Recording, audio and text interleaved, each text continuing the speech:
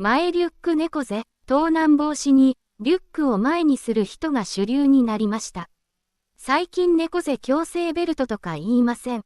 今日、前リュックのすごい猫背ママを見ました。自転車乗ろうとしてた。子供はいなかった。天候雨で、ポンチョ、前リュックでしか方法がなく、経験のある身からすると、前リュックは何年か前から多分、通勤で使うようになってから増えたと思う。これが猫背の引き金になってない。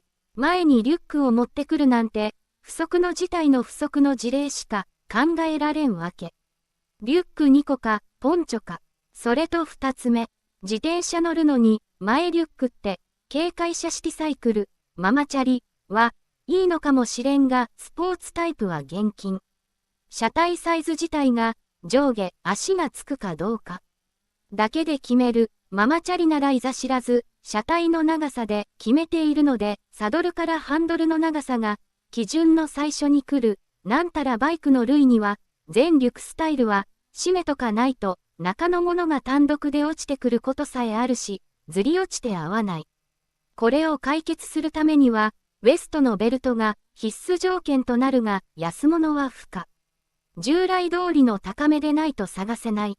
後ろに子供を背負っているならバランスが取れるかもしれないが、迷うなら子供を前にするのでは。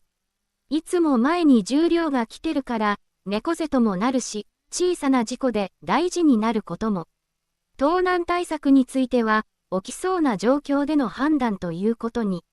ひったくりに遭えばそれは、事故に直結する。